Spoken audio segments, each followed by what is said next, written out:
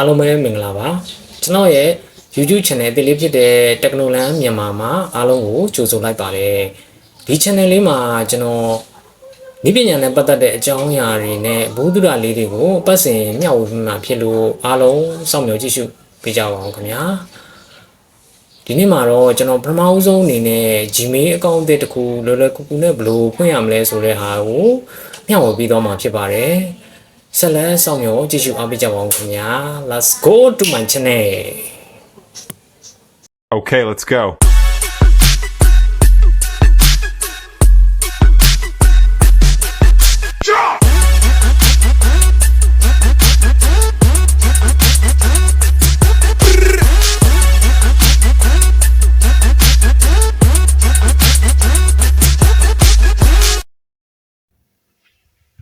အားလုံးပဲမင်္ဂလာပါကျွန်တော်ဒီနေ့မှာတော့ Gmail တွေလိုအပ်နေတဲ့လူတွေအတွက် Gmail အကောင့်အသစ်တစ်ခုဘယ်လိုဖွင့်ရမလဲဆိုတာလေးကို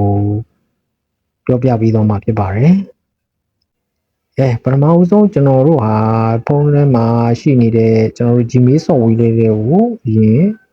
ဝင်လိုက်ပါ Gmail software တွေကိုရောက်လာပြီဆိုတာနဲ့ကျွန်တော်တို့လက်ရှိအသုံးပြုနေတဲ့ Gmail လေးတွေကို log out မလုပ်ဖဲနဲ့ကျွန်တော်တို့ဟာအကောင့်အသစ်တစ်ခုထပ်မံဖွင့်နေတာဖြစ်တဲ့အတွက်ကြောင့်မို့လို့ကျွန်တော်တို့ပေါ်ဆုံးစာမျက်နှာမှာရှိတဲ့ profile ပုံလေးနဲ့နေရာကိုချက်နှိပ်ပြီးလိုက်ပါဒီမှာနှိပ်ပြီးလိုက်လို့ရှိရင်ကျွန်တော်တို့ရဲ့လက်ရှိအသုံးပြုနေတဲ့ Gmail အကောင့်တွေကတော့ရှိနေမယ်သို့တော်လည်းပဲဒီနေရာမှာကျွန်တော်တို့ဟာအပေါင်းလက္ခဏာဆိုင်လေးနဲ့နားသားအကောင့်ဆိုတဲ့နေရာလေးကိုတစ်ချက်နှိပ်ပြီးတော့ဝင်လိုက်ပါလို့ဝင်လိုက်တာနဲ့ကျွန်တော်တို့ဒီလိုစာမျက်နှာပေါ်လာပြီးတော့ကျွန်တော်တို့က Google ဆိုတဲ့နေရာလေးအပေါ်ဆုံးဟာလေးကိုတစ်ချက်နှိပ်ပြီးလိုက်ပါဒါတော့ကျွန်တော်ရဲ့ဖုန်း screen lock ဖြစ်တဲ့အတွက်ဒါလေးဖွင့်ပေးလိုက်မယ် Okay ဒီနေရာရောက်လာပြီဆိုရင်တော့ကျွန်တော်တို့ဟာအကောင့်အသစ်တစ်ခုဖွင့်မှာဖြစ်တဲ့အတွက်ကြောင့်မလို့ create account ကိုဆက်နှိပ်ပေးလိုက်ပါ create account မှာကျွန်တော်2မျိုးရှိပါတယ်ဒီနေရာမှာ for my personal use နဲ့ for work or my business ဆိုတဲ့ဟာလေး2မျိုးရှိတယ်ဒီ2မျိုးမှာကျွန်တော်တို့တော့ပုံမှန်အတိုင်းပဲ for my personal use ဆိုတဲ့ဟာလေးနဲ့ပဲဆက်ပြီးတော့ဖွင့်လိုက်ပါမယ် for work or my business ကတော့ဒီကောင်းတဲ့ပတ်သက်ပြီးတော့ကျွန်တော်နောက်ပိုင်းအသေးစိတ်ထပ်ပြီးတော့အသီးသန့်ဗီဒီယိုလေးတစ်ခုလုပ်ဖို့ကျွန်တော်စီစဉ်ထားပါတယ်လောလောဆယ်တော့ကျွန်တော်တို့ for my personal use ဆိုတဲ့ဟာလေးကိုနှိပ်ပြီးတော့ပဲဖွင့်ထားလိုက်ပါအောင်မယ်ပြီးတဲ့အခါမှာကျွန်တော်တို့ကဒီနေရာလေးရောက်လာပြီဆိုရင်တော့ကိုပေးခြင်းတဲ့နာမည်လေးတစ်ခုကိုတစ်ချက်လုပ်ပြီးတော့ပေးထားလိုက်ပါဒီနေရာမှာတော့ကျွန်တော်တို့ကအနေနဲ့ကlucky person ဆိုပြီးတော့ပဲကျွန်တော်ဒီနေရာမှာ LUCKY lucky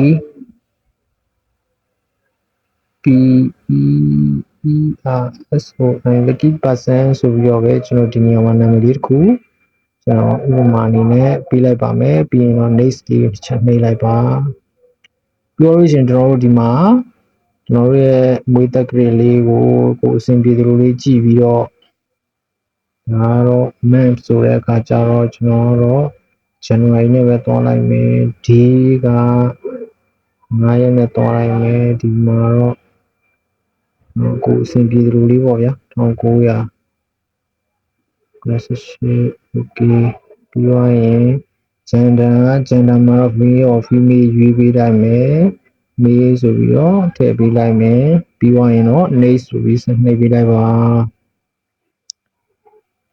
ဆက်နှိပ်ပြီးလို့ရှိရင်သုံးမဲ့ Gmail အတွက်ဟိုထည့်ပေးရမှာဖြစ်ပါတယ်တဲ့ပြီးတော့အခါကြတော့တဲ့ LUCKY lucky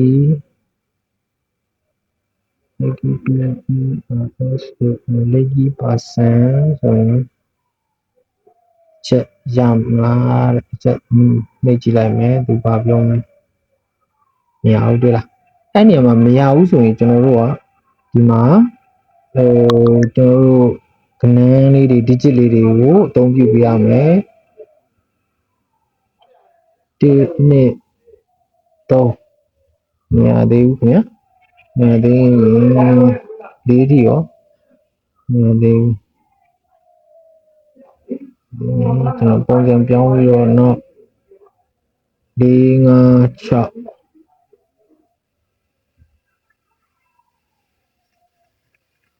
66လည်းမရပါလား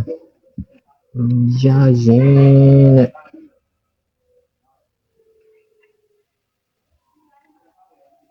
6 3 ခုလုပ်ကြည့်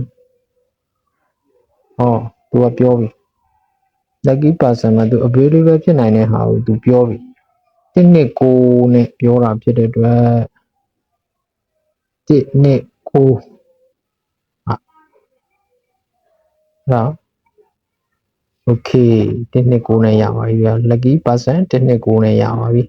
1 9နဲ့ရပြီးတဲ့အခါကျတော့ password လုပ်ပါတဲ့ password လုပ်ပါဆိုတဲ့အခါကျတော့အဓိက password ကစကလုံးအကြီးစကလုံးကြီးစစဦးဆုံးလုံးရယ်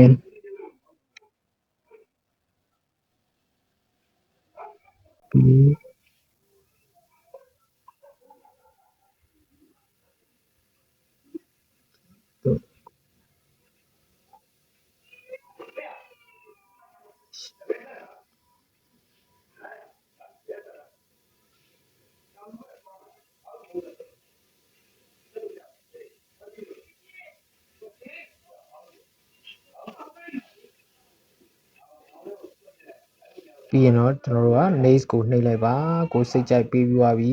password မှာတော့ကျွန်တော်တို့အဓိကကတော့ capital letter အင်္ဂလိပ်စာလုံးအကြီးတစ်လုံးရယ်နောက်အင်္ဂလိပ်စာလုံးအသေးလေးတွေရယ် digital ကဏ္ဍတွေဖြစ်တဲ့1 2 3 4 5 6 9 10မိကြိုက်နှစ်သက်ရာကဏ္ဍလေးတွေရယ်နောက်ကျွန်တော်တို့ special character ဖြစ်တဲ့ကျွန်တော်တို့ add တို့ check တို့ဒေါ်လာတို့စသဖြင့်အဲ့ဒါမျိုးလေးတွေရောစုံအောင်ထည့်ပြီးမှသာ password strong password ဖြစ်ပြီးတော့ကျွန်တော်တို့ပို့ပြီးတော့မိမိ account အတွက် save ဖြစ်ပါတယ်အဲ့ဒါပြီးတော့တာနဲ့ကျွန်တော်တို့ next ကိုနှိပ်လိုက်ပါပြီးသွားရင်တော့ကျွန်တော်တို့ရဲ့ account လေးကို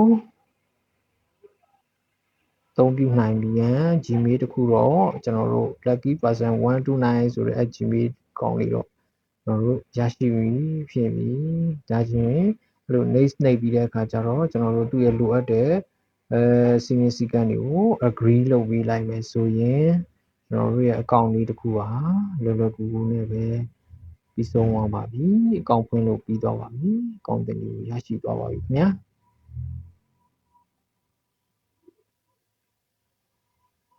line လေးပဲတိတ်မကောင်းဘူး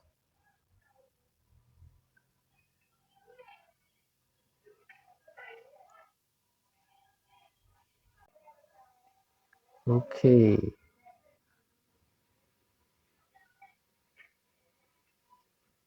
lucky person ဆိုပြီးတော့ဒီမှာရပါပြီ